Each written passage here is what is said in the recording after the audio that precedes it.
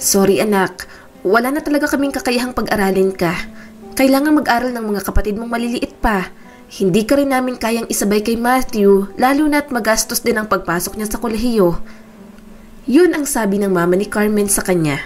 Parang sumabog sa kanyang mukha ang katotohanan iyon. Hindi niya matanggap ang sinabi ng kanyang ina. Hindi niya nakikita ang sarili niya sa ibang bagay bukod sa pag-aaral sa panahong iyon. Pero mama, papa, hindi na ba talaga kaya? Gustong-gusto ko talagang mag-aral. Pilit pa ni Carmen na para bang magbabago pa ang isip ng mga ito. Umiling ang kanyang ama. Sorry talaga anak, hindi na namin kaya ng mama mong pag-aralin ka. At kailangang intindihin ni Carmen ang sitwasyon. Nakaukit sa pag-aalala at pagod ang mga mukha ng mga ito. Marami silang magkakapatid. Bakas ang katotohanang hirap sila sa pera ng mga panahong iyon. Natagpuan ni Carmen ang kanyang sariling nawawalan ng pag-asa. May bahid ng luha ang kanyang pisngi. Ilang sandali pa nakarating na rin siya sa bahay ng kanyang boyfriend na si Diego. Anong nangyari? Umiyak ka ba? Okay ka lang ba? Nag-aalalang tanong nito sa kanya. Marahan siyang umiling. Hindi ako okay. Walang salita, binalot siya nito ng mainit na yakap. Sandali siyang nakaramdam ng munting kapayapaan. Sa lahat ng tao, kay Diego niya lang talaga nararamdaman iyon. Halika, pumasok ka muna sa loob. Iginiya siya nito sa loob ng bahay. Mag-isa lang doon si Diego. Sarili lang din ang iniintindi nito. Wala rin naman kasing mga magulang ang lalaki na may pakialam dito. Alam niyang inampun lang si Diego at inalagaan ng isang matandang babae. Naiwan lang kay Diego ang bahay na ibinigay ng lola nitong namayapa na. Nagsali ng tubig sa baso ang kanyang boyfriend. Eto, uminom ka muna mahal. Kumalma ka muna. Saka mo sa akin sabihin ang problema mo. Huminga siya ng malalim. Ininom ni Carmen ang tubig na binigay nito. Umupo si Diego sa tabi niya at marahang hinawakan ang kanyang kamay. Okay ka na ba? Malambing na tanong nito sa kanya. Marahang tumango si Carmen. Hindi lang kasi ako makapaniwala. Sinabi sa akin ng mga magulang kong hindi na nila kayang suportahan ang pag-aaral ko sa kolehiyo. Masyado daw silang nahihirapan. Si Matthew, 3rd year na sa college kaya mas pinupush nilang mag-aral. Paano naman ako? Bakit kailangan ako ang magsakripisyo? Hindi man lang nila naisip ang nararamdaman ko. Niyakap siya ni Diego. Sorry, siguradong mahirap para sa'yo yun. Humikbi si Carmen. Hindi ko alam kung anong gagawin ko. Sa kanila lang ako umaasa ng suporta sa pag-aaral ko. Hindi ko rin naman kayang mag-part-time. Madali ako magkasakit sa mabibigat na trabaho. Alam mo yan, Diego. Sinubukan niyang maging service crew sa mga fast food chain. Pero isang linggo lang, nagkaroon na siya ng trangkaso. Nag-try din siya sa call center pero napabayaan niya naman ang pag-aaral. Wala na siyang trabaho. Inis na inis si Carmen na hindi niya kayang mag-multitask katulad ng ibang tao. Gusto niya namang magsumikap. Nais niya ring tumayo sa sariling mga paa. Pag-aralin ang kanyang sarili pero hindi makisama ang katawan niyang mahina naman ang resistensya. Kaya nga mas nakikita niya na lang ang sarili niyang nagtatrabaho sa opisina. At least sa ganoon, mapuyat man hindi ganoong kabigat ang trabaho. Huwag kang mag-alala Carmen, makakapag-aral ka. Mayroong mga scholarship grant na available dyan. I-check natin kung qualified ka. Sasamahan kitang mag-complete ng mga requirements mo. Sabi pa ni Diego sa kanya. Tumingin siya sa kanyang boyfriend. Pero, qualified ba ako ron? Alam mong hindi ako sobrang talino, Diego. Hindi rin ako atleta. Mahina ako sa mga subject pero pinipilit ko pa rin makapasa. May pangarap ako eh. Tumango naman ito. Naiintindihan ko. Pero tandaan mo, hindi ka nag-iisa dito. Nandito ako para sa'yo. At hahanap tayo ng paraan para makapag-aral ka at makapagtapos ka. Anong paraan pa? Nanlulumong tanong niya rito. Tipid itong umiti sa kanya. Pag-aaralin kita. Suminghap si Carmen sa gulat. Ano? Sigurado ka ba? Alam ko ang kinikita mo sa construction. Maliit lang yun. Responsibilidad yun ng mga magulang ko. Hindi mo kailangang akuin yun. Saka girlfriend mo lang ako. Hindi mo naman ako asawa. May pigil ng ngiti sa mga labi ni Diego. Bakit? Kapag inaya ba kitang magpakasal, papayag ka? Diego naman. Mahina itong tumawa. 'Di ba? Alam kong hindi ka papayag. Bata ka pa. Marami ka pang pangarap. Pero para sa akin, ikaw lang ang nakikita kong babaeng makakasama ko habang buhay. Gusto kong suportahan ka sa lahat ng gusto mo. Dahil mahal kita. Napailing si Carmen. Hindi mo kailangang gawin to. Ayokong maging pabigat sa'yo. Sinapo nito ang mukha niya. Hindi ka naman pabigat sa akin. Bukod sa loob kong gusto kong gawin yon. Saka sarili ko lang naman ang ginagastusan ko. Ano ba namang hatian man lang kita. Saka mas mamamotivate ako magtrabaho ngayon kasi may hangarin na ako. Mas magsisikap ako dahil may umaasa sa aking taong mahal ko. Nangilid na ang mga luha ni Carmen. Paano nga ulit kita naging boyfriend? Mahina itong tumawa at hinalikan ng kanyang noo. Tuluyang tumulo ang kanyang mga luha. Nung unay ayaw niya naman talaga kay Diego. Ayaw niya sa lalaking hindi nag-aral at parang walang mataas na pangarap sa buhay. Gayunpaman, talagang pinakita nitong gustong-gusto siya nito. Sinagot niya na rin si Diego. Wala rin namang kaso sa kanyang mga magulang kung mag-boyfriend na siya. Sa simula, tila trial card lang ang kanilang relasyon. Pero habang tumatagal at nakikilala niya si Diego, mas lalong nahuhulog ang kanyang puso rito. Hindi man ito nag-aral, masikap naman itong tao. Hindi sila tatagal ng 2 taon kung hindi niya nakita iyon sa kanyang nobyo. Nanginginig ang boses ni Carmen. Salamat, Diego. Hindi ko alam kung anong gagawin ko kung wala ka. Pinunasan nito ang mga luha niya. Alam mong para sa akin, ikaw na lang ang tinuturing kong pamilya. Kaya masaya ako kung ibubuhos ko para sa iyong lakas ko. Tahan na, hindi mo kailangang mag-alala. Ako ang bahala sa iyo. Ngayon, gumawa tayo ng plano. Sabihin natin sa mga magulang mo ang balak natin. Maaabot mo ang pangarap mo. So, suportahan kita palagi.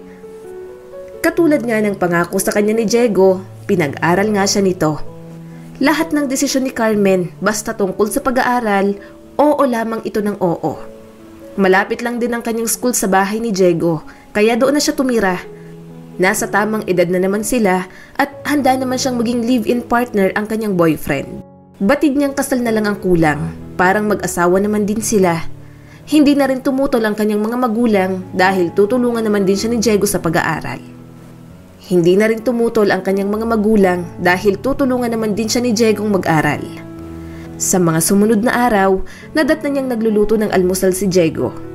Nalagyan na rin ng mga binili nilang kurtina ang mga bintana at mukhang nakapaglinis na ng bahay. Huminga si Carmen ng malalim.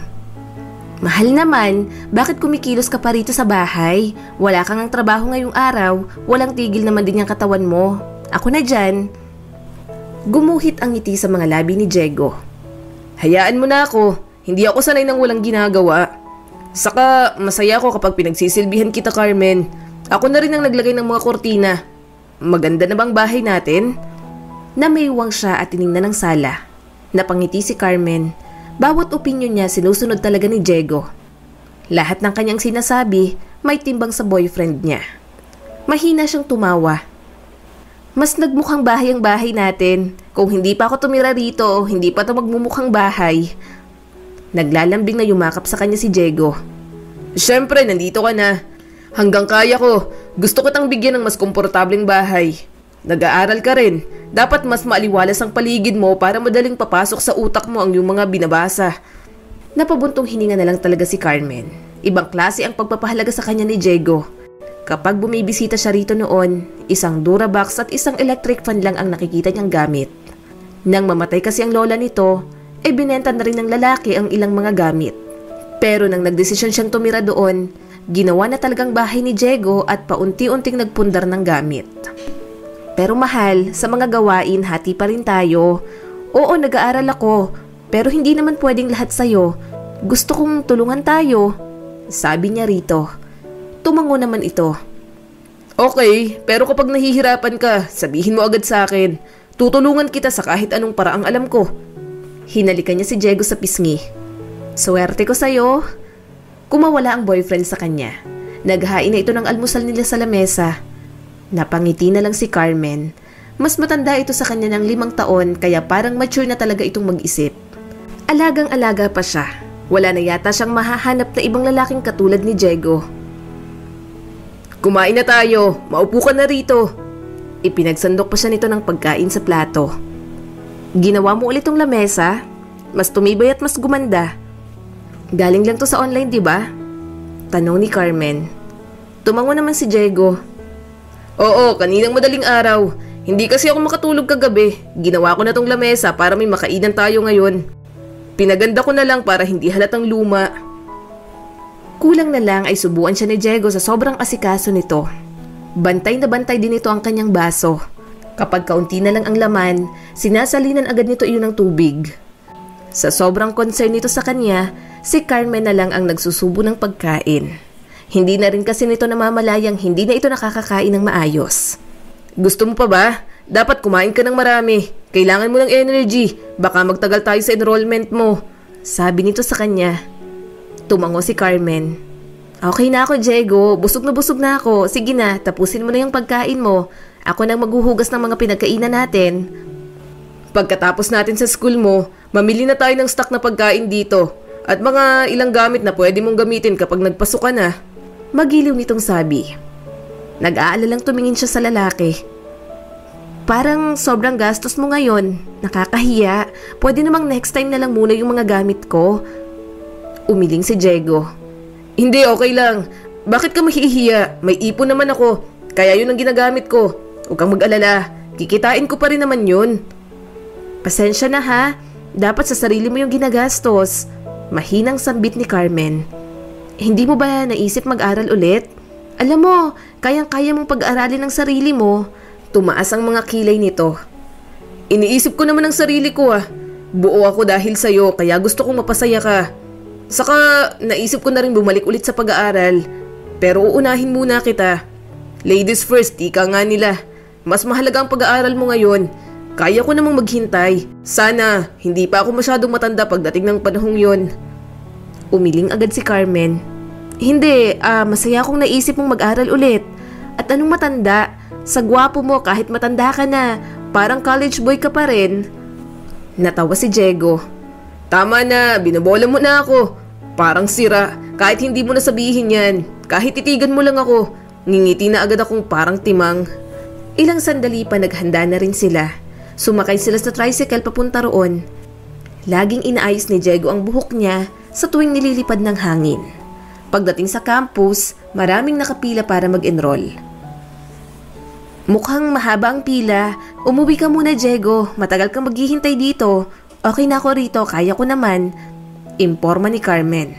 Sa boyfriend niya na nga nanggaling ang pambayad, inabala niya pa ito sa enrollment. Ayaw niya sana talagang sumama si Diego sa kanya. Gayun pa man, mapilit ang lalaki. Tumaas ang mga kilay nito. Ha? Hindi kita iiwan dito. Halika, mag-enroll ka na. Pumila na nga sila. Kapag naiinitan si Carmen, pinupunasan agad ni Diego ang kanyang pawis. Naiilang pa nga siya dahil parang inaabangan lang nito ang pawis niyang pumatak para mapunasan agad. Pinapaypayan din siya nito gamit ang folder na hawak. Malapit ng tanghalian. Anong gusto mo? Tanong ni Diego sa kanya. Nilingon ni Carmen ang pila. Ha? Ayokong umalis sa pila, baka may ibang sumingit. Tumango naman ito. Ako nang bibili ng pagkain. Anong gusto mo? Burger at soft drinks na lang para madaling kainin. Sagot niya sa lalaki. Dalhin mo tong payong, mainit sa labas. Agad namang umalis si Diego para bumili ng pagkain nila. Naghintay na lang siya roon. Ang sweet naman po ng boyfriend nyo at ang pogi pa ate. Sabi ng isang babae sa kanya. Ha? Natatawang tanong ni Carmen. Maya-maya pa ay bumalik na ulit si Diego. Thank you miss, asawa ko yan. Ang ganda no? Tumango agad ang babae. Opo, bagay po kayo. Tumawa si Diego. Kinurot niya naman ito sa tagiliran. May pilyong ngiti sa mga labi nito. Bakit ka nangungurot? Nawiwiling tanong ng kanyang boyfriend. Pinandilatan niya ito ng mga mata. Anong asawa? Hindi pa nga tayo kasal. Ngumisi naman si Diego. Para na rin naman tayong mag-asawa. Saka okay na yun. Maganda ka, Carmen. Alam kong may lilingon sa yung ibang lalaki bukod sa akin. Mas magandang alam nilang relasyon natin para kahit isa, walang magtangka.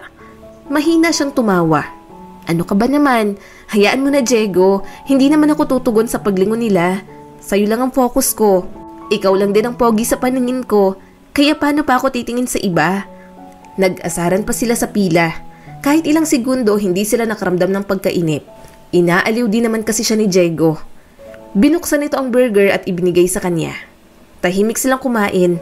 Busog pa siya sa almusal nila kanina kaya kinain na lang ni Diego ang tira niyang pagkain. Bukas na lang tayo mamili. Pagod ka na, Carmen. Kumain na lang tayo sa labas. Umiling siya kaagad. Ha? Mapapagastos ka na naman. Wag na, sa bahay na lang tayo. Tumawa si Diego. Please, sige na. Ang tagal na nating hindi lumalabas. Iba naman ang bonding na meron tayo sa bahay kesa sa mismong date talaga. Bumuntong hininga na lamang si Carmen. Dinala siya ng kanyang boyfriend sa mumurahing tapsihan pero may maayos namang ambience. Napapailing na lang siya. Pakiramdam niya, inuubos na nito ang lahat ng ipon para sa kanya. Doon ang madalas nilang dating place noong nanliligaw pa lang ito. Suki sila roon. Kilala na rin sila ni Aling Lourdes na may-ari. May picture pa nga sila sa bulletin board. Doon niya rin kasi sinagot si Diego. Bumalik kayo rito. Namiss ko kayo. Ang tagal niyo nang hindi kumakain dito ha. Sabi ni Aling Lourdes. Ngumiti si Carmen. Opo, naging busy po kami sa ilang bagay. Kayo po, kumusta na po kayo? Eto, ayos naman. Lumalago na ang negosyo kahit paano. Kumain na nga sila roon. Hindi maiwasang magalak ang puso ni Carmen. Kapag may mga ganong pagkakataon sila ni Diego, labis niyang pinapahalagahan. Sa mga sumunod na linggo, naging maayos na ang takbo ng buhay nilang dalawa. Nag-aaral si Carmen habang nagtatrabaho naman bilang construction worker si Diego. Civil engineering ang kinuha niyang kurso dahil yun na lang ang slot na mayroon.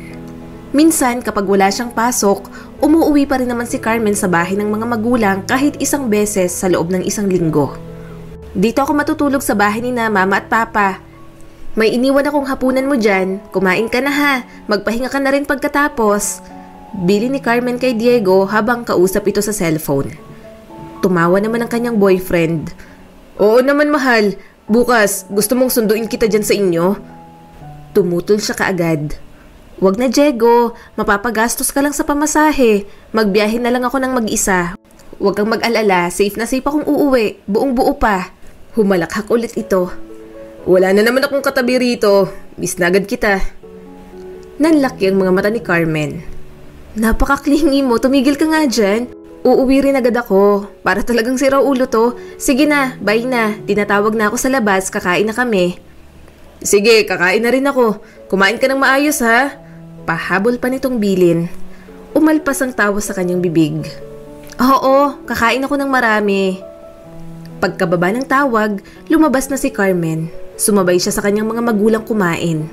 Sa sobrang daldal ng kanyang nanay, kahit hindi siya madalas umuwi, alam niya na rin ang chismis sa kanila. Hanggang napunta sa kanila ni Diego ang usapan. Huwag kang magkakamaling magbuntis ngayon, Carmen. Mag-focus ka sa pag-aaral mo. Sabi ng kanyang ina. At huwag mong ibigay ang lahat kay Diego. Hindi mo alam kung anong hinaharap. Dagdag pa ng kanyang ama. Kapag nagkaroon ka pa ng magandang trabaho, marami ka pang makikilalang iba. Yung mas maayos at mas may pera. Natigilan si Carmen sa pagkain. Hindi siya makapaniwalang sasabihin iyon ng kanyang mga magulang. Hindi niya inaasahang makakatanggap ng masasakit na salita para sa taong nagpapaaral sa kanya. Ni minsan, hindi niya naisip na iwan si Diego kung magiging successful man siya. Bukod doon, kahit live-in partner sila ni Diego, hindi lumalagpas ang kanyang boyfriend sa halik at pagyakap. Mas sobra pa nga itong magpigil kaysa sa kanya. Pero kapag dumating sila sa panahong yon, handa naman siyang ibigay ang sarili. Gayunpaman, ang mga salita ng kanyang mga magulang ang hindi niya kayang tanggapin. Napailing si Carmen. Mama, hindi ako makapaniwalang sinabi mo sa akin ang mga bagay na to. Talaga? Naisip niyo pang iwanan ko si Diego pagkatapos lahat ng tulong at sakripisyong ginagawa niya sa akin ngayon? Carmen, sinusubukan lang kitang protektahan. Ayaw namin magsisi ka sa mga desisyon mo ngayon. Praktikal na dapat. Isipin mo kung saan ka makikinabang kapag nakalahad na sa'yo ang mas magandang oportunidad. Sabi pa ng kanyang ina. Binitiwan niya ang kanyang kutsara.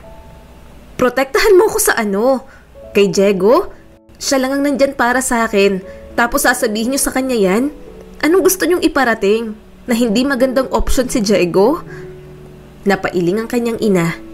Nasasabi mo lang yan dahil siya pa lang ang nandyan para maabot mo ang mga gusto mo. Pero sinasabi ko sa'yo, kapag nakaabot ka na sa tuktok, marami kang makikilala. Mawawala rin sa sistema mo si Diego. Alam kong nakakatulong siya sa'yo ngayon. Pero hindi mo alam kung anong pwede pang mangyari sa hinaharap. Mapaklang tumawa si Carmen. Ibang klase kayo? Wala akong pakialam sa kinabukasan kung hindi rin lang naman si Diego ang kasama ko. Mahal ko si Diego at gusto ko siyang makasama. Kasama ko siya sa pagbuo ng pangarap ko kaya hindi ko siya iiwan. Mali ang mga sinasabi nyo, hindi na kayo nahiya. Responsibilidad yung pag-aralin ako at ibang tao ang pumupuno sa pagkukulang na yon. Sa halip na magpasalamat, mas iniisip nyo pa rin kung papaano ang makakalamang. Tumingin ang kanyang ama sa kanya. Huwag mo kaming pagtaasan ng boses. Baka lunukin mo rin ang lahat ng sinabi mo. Carmen, tama ang nanay mo. Napakabata mo pa at marami ka pang magagawa. Oo, pinag-aaral ka ni Diego, pero hindi ibig sabihin kailangan mong itali ang buhay mo sa kanya kung mas may higit ka pa namang makikilala. Huwag kang magdesisyon na pagsisisihan mo sa huli. Mariin siyang umiling. Hindi ako magsisisi. Si Diego ang para sa akin. Mananatili ako sa kanya at sosuportahan siya katulad ng pagsuporta sa akin. Parang wala naman akong puso kung iiwan ko siya pagkatapos niya akong pag-aralin, diba? Bumuntong hininga ang kanyang mama. Ayaw naming magpadalos-dalos ka sa desisyon mo. Tumayo si Carmen. Noong sinabi ni Diego na susuportahan niya ako sa pag-aaral, kahit isang beses, hindi ko siya nakitang nagdalawang isip. Kaya kung ano man ang maging desisyon ko sa amin, wala na po kayo ron. Sa sobrang sama ng loob ni Carmen, kahit gabing-gabi na, umuwi na siya sa bahay nila ni Diego. Sobrang frustration ang nararamdaman niya sa mga magulang niya. Tila gusto na lang ng mga itong gamitin niya ang boyfriend para sa sariling pakinabang. Si Diego ang naging sandalan ni Carmen simula noong maging sila. Napakaraming isinakripisyo nito para magawa niya ang mga bagay na kanyang gusto. Nagpapakapagod ito sa mabigat na trabaho para matiyak na maaabot niya ang kanyang mga pangarap. Gayunpaman, sa mata ng kanyang mga magulang, isa lamang itong panandali ang presensya sa kanyang buhay. Umuwi na siya kay Diego. Pumasok na lang siya gamit ang susi. Tulog na ang kanyang boyfriend. Tahimik na lang siyang tumabi rito. Nakaawang pa ang bibig nito at mahinang humihilik. Bakas ang pagod nito sa trabaho pero kahit minsan, hindi niya ito narinig magreklamo. Nangilid ang mga luha ni Carmen. Ilang sandali pa, nagising na rin ito. Humiga siya sa braso ng lalaki. Diego, nanlaki ang mga mata nitong inaantok pa. Carmen, anong ginagawa mo rito? Umuwi ako para makita ka. Namiss din kita agad. Naglalambing na sabi niya. Inayos nito ang pagkakahiga at marahan siyang niyakap. Pero akala ko, sa mga magulang mo ikaw tutuloy ngayong gabi. Anong oras na? Gabing-gabi ka na talaga umuwi. May nangyari ba? Umiling si Carmen. Wala. Namiss lang talaga kita ng sobra. Hindi ako makapaghintay na makasama ka. Hindi na ako sanay na hindi ikaw ang nasa tabi ko, Diego. Mahinang tumawa ang kanyang boyfriend. Marunong ka na talagang mambola. Mabuti at safe kang nakauwi. Sana nagpasundo ka na lang sa akin. Nanaginip tuloy ako. Tumunghay siya rito. Oh, talaga? Anong napanaginipan mo? Humigpit ang yakap nito sa kanya. Nanaginip akong iniwan mo ako. Nalungkot ang puso ni Carmen. Diego, dinaan ito sa tawa ang pag-amin. Nakakatakot yun, Carmen. Iyak ako ng iyak sa panaginip ko. Sobrang sama ng sitwasyon na yun para sa akin. Sinapo niya ang mukha nito. Itong tandaan mo ha, hindi kita iiwan. Kahit anong mangyari, hindi ako aalis sa tabi mo. Dinala ni Diego ang kamay niya sa dibdib nito. Ang lakas ng tibok ng puso ko, kahit panaginip lang parang totoo. Kapag iniwan mo ko, hindi ko alam kung saan ako pupulutin, mahal. Marahan siyang umiling. Huwag ka nang mag-isip. Hindi naman mangyayari yun, Diego. Panaginip lang yun. Marami pa tayong plano sa buhay na magkasama. Namungay ang mga mata ni Diego. Mahal kita, Carmen. Sobra. Napangiti naman siya. Mahal din kita, Diego. Hindi niya na sinabi sa lalaki ang mga sinabi ng kanyang mga magulang. Hindi niya gustong isipin pa yun ni Diego. Alam niyang mabigat dito ang opinyon ng pamilya niya kaya itatago niya na lamang. Hindi babalot sa isip ni Carmen kailanman ang mga pag-aalinlangan. Patutunayan niyang mali ang kanyang mga magulang. Si Diego ang nakalaan para sa kanya. Makakayanan ng pagmamahal nila sa isa't isa ang mga pagsubok na dadaan sa kanilang mga buhay. Isang araw, naglilinis si Carmen ng bahay ni Diego nang may nahulog na papel sa mga gamit nito. Dinampot niya iyon at binasa. Nanlaki ang kanyang mga mata nang makitang nakakuha ng malaking halaga si Diego mula sa pensyon noon ng namayapan nitong lola. Pumasok ang boyfriend niyang katatapos lang maligo. Carmen! Tumunghay siya rito. May kinuha kang lump sum na pera sa pensyon ng lola mo dati? Kaya ba nabayaran mo ng buo ang tuition fee ko next school year? Kumuha ito ng damit sa cabinet. Oo, pinangbayad ko para hindi mo na palaging isipin ang tuition mo. Napailing si Carmen. Pero sa'yo to, nabanggit mo sa akin na gagamitin mo lang to kapag emergency, di ba? Humarap sa kanya si Diego. Ayos lang. Importante rin naman ang pinaglaanan ko sa pera na yan. Isa pa, kailangan ng mga magulang mo ng pera kaya mas ginusto kong kunin na yan. Anong sinabi mo? Gulat na gulat niyang tanong. Huminga ito ng malalim pagkatapos magbihis. Ito ang dahilan kaya ayaw kong sabihin sa'yo. Alam ko magagalit ka. Huwag ka nang magalit. Pamilya mo naman yun. Paano hindi ako magagalit? Umutang ang mga magulang ko sa'yo. May involved na pera? Alam kong nahihirapan kang kumita ng pera pero hinayaan mo lang ang mga magulang kong manghiram ng pera sa'yo. Bakit mo ginawa yun? Hinawakan nito ang kamay niya. Kumalma ka, Carmen. Alam kong nahihirapan ang mga magulang mo sa pera at gusto ko lang namang tumulong. Nangilid ang kanyang mga luha. Pero Diego, ikaw ang nagbabayad ng pagpapaaral ko. Hiyang-hiya ako na humihingi ng pera ang mga magulang ko sa'yo. Nahihirapan ka na, bigay ka pa rin ng bigay. Wala ka bang balak itira sa sarili mo? Alam kong mahal mo ko pero wag naman ganito. Wag mong bigyan ng pera ang pamilya ko. Hindi mo sila responsibilidad. Namungay ang mga mata ni Diego. Carmen, naiintindihan kong nararamdaman mo. Pero gusto kong suportahan ka at ang pamilya mo. Mahalaga rin sa akin ang mga taong mahalaga sa'yo. Huwag ka nang magalit. Tumulo ang kanyang mga luha. Pinapahalagahan ko lahat ng ginagawa mo para sa akin, Diego. Pero hindi ko nais na isakripisyo mo ang kapakanan mo para lang sa akin. Hindi mo ako asawa. Girlfriend mo lang ako. Pakiramdam ko, masyado akong nape-pressure sa'yo sa lahat ng tulong mo. Natigilan saglit si Diego sa sinabi niya. Nape-pressure ka sa akin? Nasasakal ba kita? Pakiramdam mo ba hawak ko ang buhay mo dahil marami akong pabor na ginagawa sa'yo? Napapikit si Carmen. Diego, hindi. Lumayo ang kanyang boyfriend. Mag-usap na lang tayo kapag kalmado ka na. Diego. Tinawag niya pa ito pero lumabas na ito sa kwarto nila. Sinapo niya na lang ang kanyang ulo. Hindi niya intensyong iparamdam yun sa lalaki. Talagang nagalit lang siya dahil sa mga magulang niya. Pagkatapos sabihin ng mga itong hindi magandang choice si Diego, bigla namang hihiram ang mga ito ng pera sa boyfriend niya.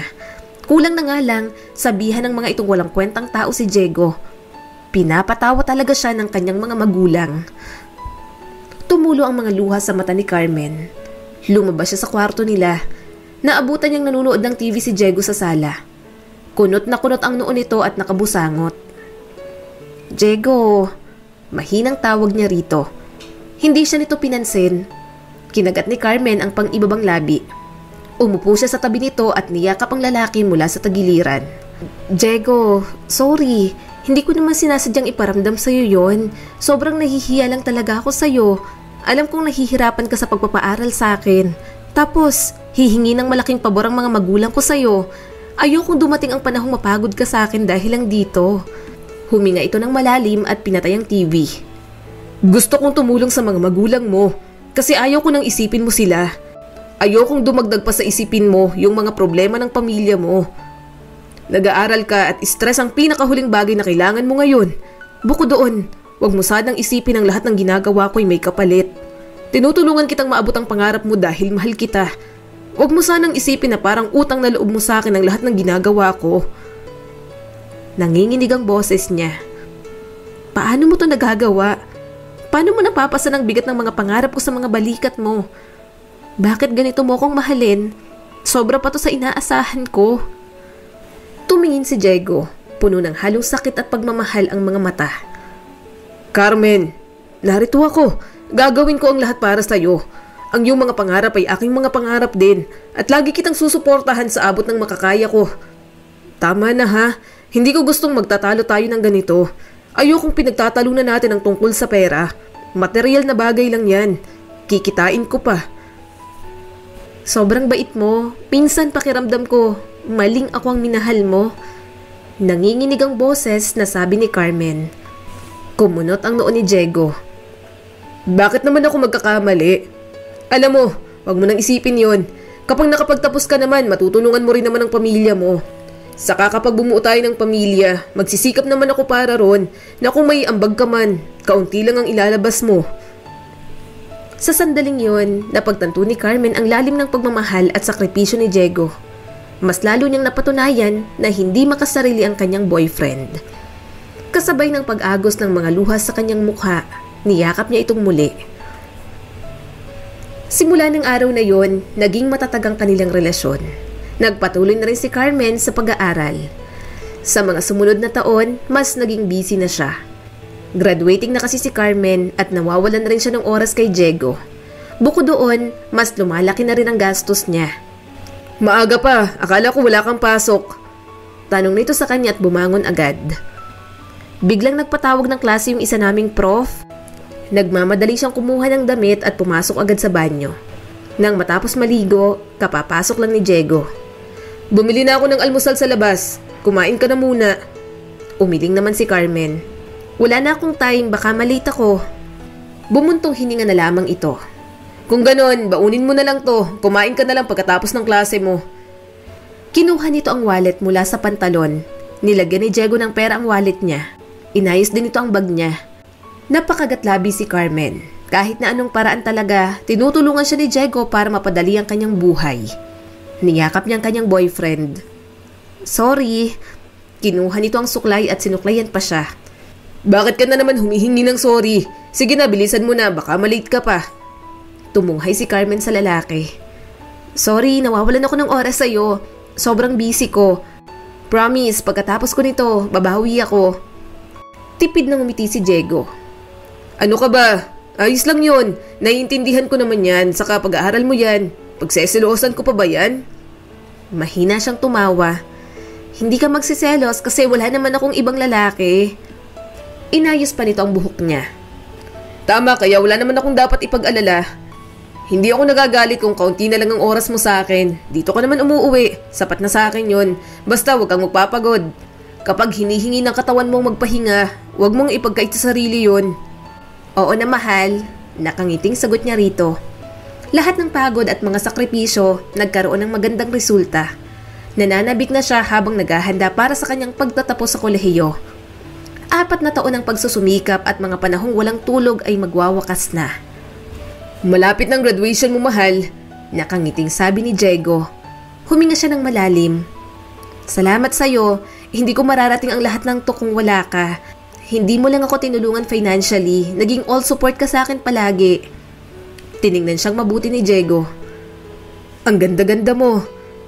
Sa lahat ng sinabi niya, yun lang ang mga salitang lumabas sa bibig nito. Nakaayos talaga siya dahil yun ang araw ng pictorial niya sa graduation. Kinurot niya ito sa tagiliran.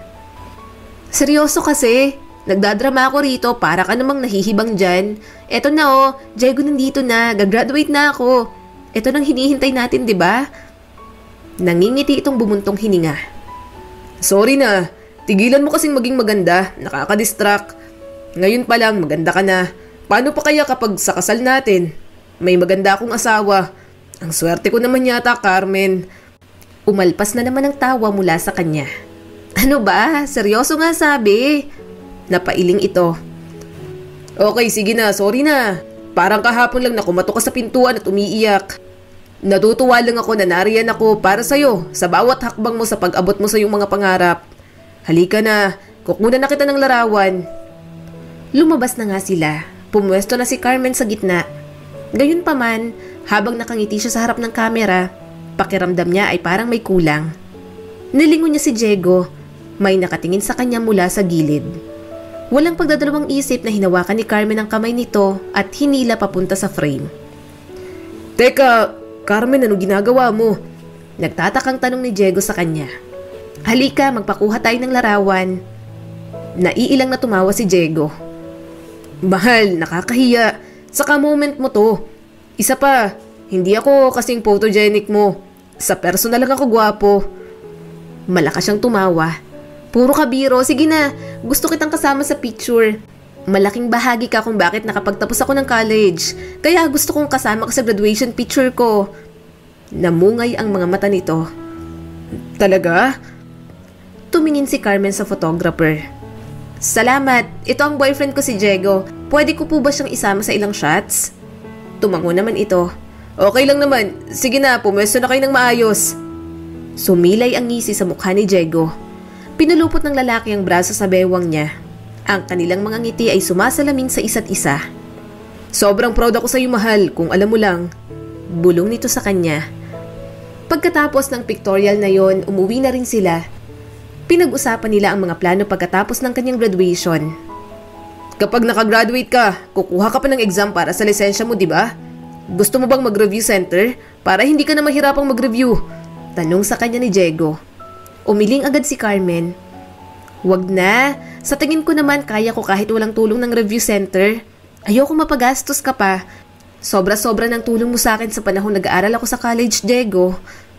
Kumunot ang noo ng lalaki. Sinusuportahan na lang din naman kita. Bakit hindi ko pa isagad? Ayos lang yun.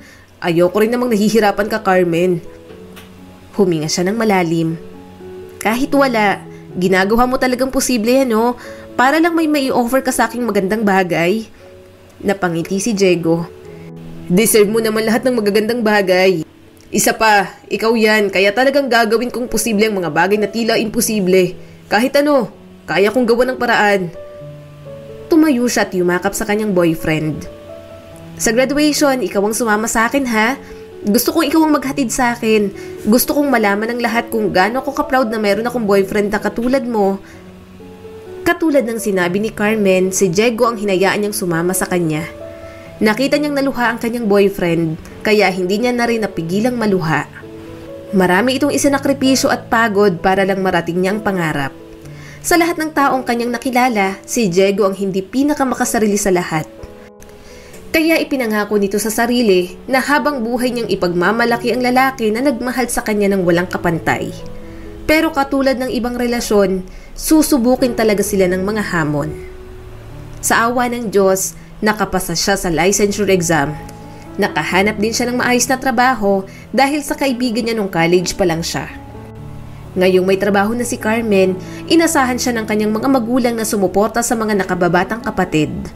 Minsan ay nahihiya siya kay Diego dahil pakiramdam niya, hindi niya maibalik ang tulong na ibinigay nito sa kanya. Diego, sorry. Walang natira sa sahod ko. Kailangan kasi ng pamilya ko. Nahihiyang sabi ni Carmen. Tipid itong umiti sa kanya. Ano ka ba? Huwag kang humingi ng sorry. Ayos lang ako. Hindi pa naman din ako ready mag-enroll. Hindi rin kita inuobliga na ibalik sa akin ang tulong na ibinigay ko sa'yo nung nag-aaral ka pa. Basta sabihan mo lang ako kapag nahihirapan ka na. Gusto ko rin namang na-enjoy mo ang buhay ngayong may career ka ng maganda. Niyakap niya ito ng mahigpit. Gustong-gusto nang bumuo ni Carmen ang pamilya kasama si Diego. Gayunpaman, hindi yata matapos-tapos ang responsibilidad niya sa kanyang pamilya. Kailangan niya pa ring tumulong. Kahit paano, obligasyon niya ang mga ito. Buti na lang talaga, naiintindihan siya ng kanyang nobyo. Inabot sa kanya ni Diego ang pagkain. Eto, ipinaghanda kita ng baon mo. Good luck sa trabaho mo, lagi mong galingan. May gamot na rin akong nilagay dyan, para naman kapag umatake ang sakit ng ulo mo, may gamot kang mainom. Bumuntong hininga si Carmen. Pagod ka na nga sa maghapong trabaho, ginagawa mo pa rin to. Hindi ba sinabi ko na sa'yo na hindi mo ko kailangang ipaghanda ng baon? Ayokong napapagod ka. Gumising ka pa ng maaga para ipaghanda lang ako nito. Pero ngumiti lang si Diego. Masaya naman ako sa ginagawa ko. Busy ka na. Kapag umuwi ka, sobrang pagod na pagod ka. Yan na lang ang pagsisilbi at paglalambing na nagagawa ko para sa'yo. Sana wag mo kong pigilan. Hindi naman sobrang bigat na gawain na ipagluto ka. Ang sweet mo talaga, mahal. Hindi ko na talaga alam ang gagawin ko kung papaano ako makakabawi sa'yo. Itong lahat ng ginagawa mo, pakiramdam ko, hindi ko kayang tapatan kahit kailan. Ilang sandali pa, pumasok pa rin sila sa kanya-kanyang trabaho. Nasa opisina si Carmen, abala sa blueprint na ipapasa nila sa araw na yon. Kailangan niya yun sa meeting, kaya madaling-madali sila. Kailangan matapos ang team nila para kahit papano makahinga sila ng maluwag. Grabe yung boss natin, ang higpit, nakaka-stress. Reklamo ng katrabaho niyang si Carol. Mabuti na lang nagpadalang boyfriend ko ng flowers sa akin kanina, saka yung favorite kong steak sa restaurant, kaya medyo gumanda yung mood ko. Bahagya siyang napangiti. Ang sweet naman ng boyfriend mo. Hindi maiwasang mainggit ni Carmen sa mga katrabaho niya. Kung hindi sa may kaya, may mga sinabi naman sa buhay ang mga nobyo at asawa ng mga ito. Samantalang siya, nahiya siyang sabihin sa mga katrabaho niyang construction worker lang si Diego. Kaya kapag may nagtatanong kung may boyfriend siya, sinasabi niya na lamang na wala. Hindi mo kinain ang baon mo? Yun ang tanong sa kanya ni Diego. Natigilan si Carmen. Hindi niya alam ang isasagot. Intensyon niya rin naman kasing hindi kainin ang baon niya ng araw na yon. Ano kasi, nag-aya ang workmates kong kumain sa labas kaya hindi ko na kinain yung baon ko. Busog na ako nang bumalik sa office. Paliwanag ni Carmen. Bumuntong hininga si Diego. Naiintindihan ko. Mabuti at nakakasundo mo naman ang mga katrabaho mo kahit paano. Tumango na lang si Carmen at pumasok sa loob ng kwarto. Huminga siya ng malalim at ibinagsak ang bag sa kama. Wala na siyang lakas ng loob sabihin kay Diego na wag na siya nitong ipaghanda ng baon. Hindi niya na kailangan yun, may trabaho naman na siya. Kaya niya na ang kanyang sarili. Simula ng araw na yon, naging malamig ang pakikitungo ni Carmen kay Diego. Hindi niya alam kung bakit, basta gusto niya lang umiwas. Hanggang dumating ang isang araw, pumunta si Carmen at ang kanyang team sa construction site. Nandun sila para tingnan ang progress ng isang building na ginagawa. Halika, umakyat na tayo, baka magalit na yung head, sabi ng kaibigan niyang si Carol. Sinuot agad ni Carmen ang kanyang hard hat. Umakyat sila sa building na nasa kalahati pa lang ang nagagawa. Kaya nanlaki ang mga mata niya nang makasalubong si Diego. Ngiti-ngiti ito nang makita siya. Carmen! Napalunok siya. Tiningnan niya ang kasama niyang malapit nang umakyat. Bumalik ang kanyang tingin kay Diego. Punong-puno ng natuyong semento at pawisan na rin ang damit nitong suot. Kasalukuyan itong kumakain at sardinas pang ulam. Wow, ngayon lang kita nakita sa isang site. Ang ganda-gandang engineer ng girlfriend ko. Nakangiti pang sabi nito. Mariin siyang umiling. Huwag mo kong kausapin. Huwag ngayon. Nawala ang ngiti sa mga labi ni Diego. Bahagya siyang lumayo rito. Ilang sandali pa, umakyat ang mga kasama niya. Sumama siya sa mga ito. Dinaanan niya lang si Diego na parang isang estranghero. Nang makalagpas sila, sakalang nakahinga ng maluwag si Carmen. Kinakausap ko ng construction worker kanina. Sino yon? Kilala mo? Tanong ng isa niyang katrabaho. Peki siyang tumawa. Ha? Hindi Sumabat si Carol. Hindi kilala ni Carmen yon. Ito naman parang hindi sanay. Ganyan naman talaga mga construction worker. Makita lang ang mga engineer na magaganda, nagpapa-charming. Akala mo magugustuhan amoy semento at araw naman. Hindi tayo nagpakahirap na sungkitin ang title na pagiging engineer para lang patulan ng mga construction worker na yan, no? Napalunok si Carmen. Para siyang walang boses ng mga panahong yon. Mas lalong hindi niya kayang amining boyfriend niya ang isang katulad ni Diego. Kaya hindi na nagulat si Carmen nang pagka-uwi niya, hindi siya kausapin ito. Umiwas ito sa kanya. Gayunpaman, kailangan nilang mag-usap. Kailangan niya na itong tapatin sa kanyang nararamdaman. Sorry, ayokong malaman nilang construction worker ang boyfriend ko. Alam kong tutuksohin nila ako kapag nalaman nila. Mahinang saad niya. Nanatiling seryoso ang mukha ni Diego. Alam ko, Carmen. Ikinakahiya mo ko. Naiintindihan ko. Kinagat niyang pang ibabang labi. Galit ka ba? Mahina pero may gigil itong nagsalita. Sinong hindi magagalit sa ginawa mo? Para mo kong dinurog ng pinong-pino roon.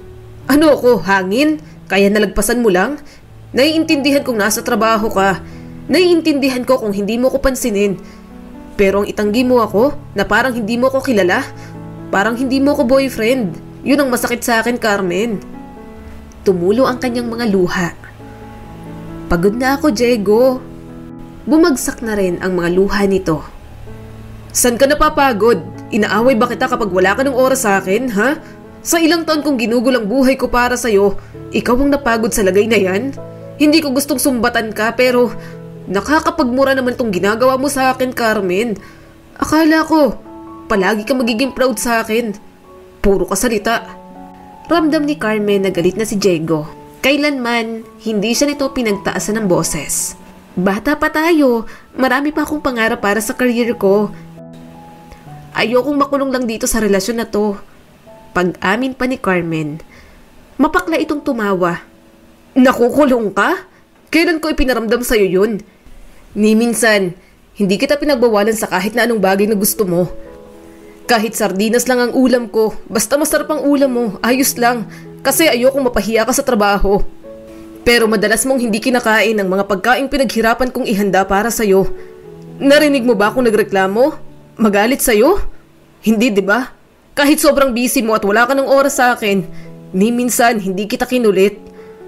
Para na lang akong kuting na maghihintay sa atensyon mo kung kailan mo ko papansinin. Kasi pinaparamdam mo sa akin na hindi mo na ako kailangan sa buhay mo. Kulang na lang, lumuhod ako sa nilalakaran mo. Ganon ka kahalaga sa akin, tapos pakiramdam mo, parang kinukulong kita. Tuluyan na siyang napahikbi. I'm sorry eh, intindihin mo naman ang nararamdaman ko. Kailangan muna natin ng space. Kailangan kong mag-isip muna. Umigting ang panga ni Diego. Sige. Tumunghay siya sa lalaki. Punong-puno ng luha ang mga mata. Maghiwalay na tayo. Puno ng hinanakit na sabi nito. Mas lalong tumulo ang mga luha niya. Maghiwalay na tayo. Puno ng hinanakit na sabi nito. Mas lalong tumulo ang mga luha niya. Diego naman, space lang ang hinihingi ko. Marahang umiling ang lalaki. Hindi ko gustong iparamdam sa yung para ka lang natrap sa relasyon natin. Hindi ganito ang pagmamahal, Carmen. Inabot niya ang kamay nito. Sorry na. Pumasok ito sa kwarto nila. Sinundan niya ito. Mas lalo siyang napaiyak nang maayos nitong sinasalansan sa bag niya ang mga gamit. Diego, ano bang ginagawa mo? Naluluhang tanong ni Carmen. Tumulo na rin ang mga luha nito. Sige na, ilagay mo na rin sa bag ang ibang mga gamit mo. Please, maghiwalay na tayo. Sorry kung palagi kang nape-pressure sa akin. Wala ka namang utang na loob. Ginagawa ko ang lahat para sa'yo. Iniisip ang kapakanan mo at tinutulungan kang maabot ang pangarap dahil mahal kita. Kahit isang beses, hindi ako humingi ng kapalit. Ngayon, kung nararamdaman mo na ang pananatili sa akin ang kabayarang gusto ko, mabuti pa maghiwalay na lang tayo. Hindi ko gustong napapagod ka na sa akin. Baka mas lalo lang tayong magkasakitan. Ibabalik na kita sa mga magulang mo. Umiyak lamang siya ng umiyak. Alam niya rin namang may kasalanan siya. Masakit para kay Diego yon. Kaya nang bumalik siya sa bahay ng mga magulang, sobrang lungkot niya. Mas lalo niyang nadama ang panghihinayang at lungkot sa taong kanyang pinakawalan. Tinatawagan niya ito at paulit-ulit na itinetext pero hindi sumasagot. Nangako siya sa sarili niya ng araw na yon na palilipasin niya muna ang away nila. Muli siyang makikiusap kay Diego.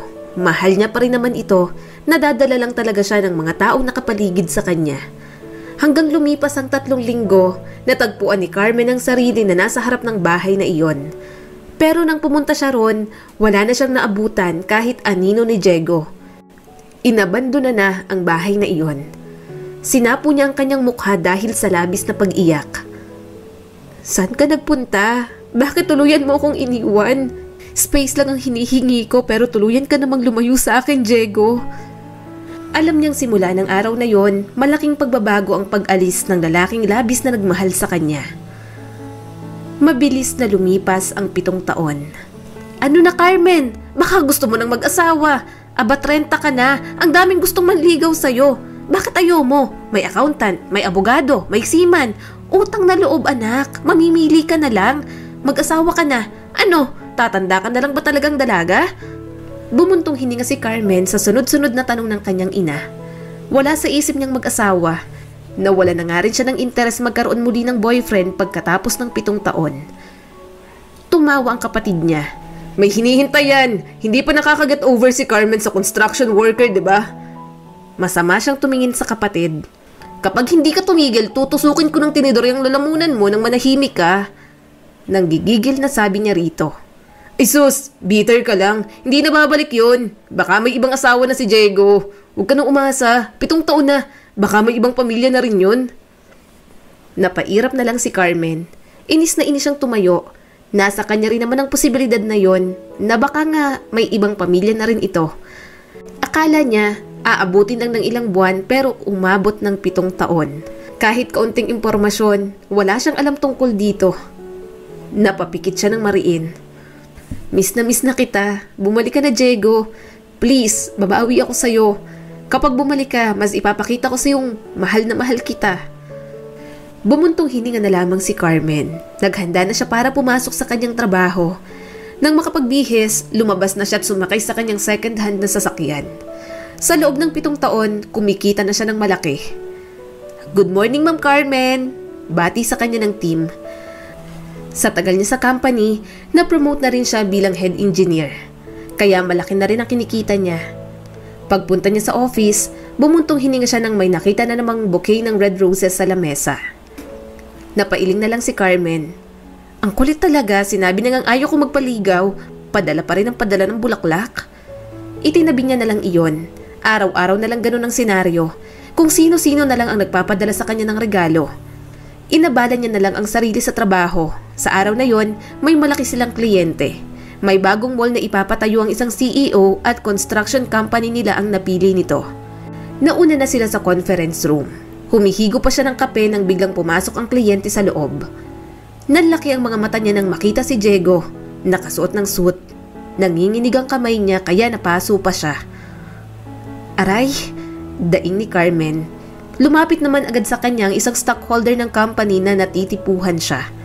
Ayos ka lang ba? Aha, okay lang ako. Nauutal niyang sagot at muling napatingin kay Diego. Nakaigting lang ang panga ng lalaki. Hindi niya ba alam kung nakita ba siya nito o tinapunan lang ba siya ng tingin? Umawang ang kanyang bibig. Umupo na siya ng maayos. Hinayaan ang kanyang team na mag-present. Biglang nagsalita si Diego. Hindi ba parang nagkaroon ng division kung ganyan ang bagong design ng mall? Hindi ko gusto, palitan nyo. Mag-set tayo ng iba pang meeting. Kinagat ni Carmen ang pang-ibabang labi. Gusto niyang tumakbo palabas. Ang daming tanong na tumatakbo sa kanyang isip. Pero isa lang ang sigurado niya. Sa sama ng tingin sa kanya ni Diego, alam niyang galit pa rin ito. Kaya nagpahuli na lang siyang lumabas sa conference room. Sinabayan pa siya ng manliligaw niyang makulit. Natanggap mo bang flowers kanina? Nakangiti pang tanong nito.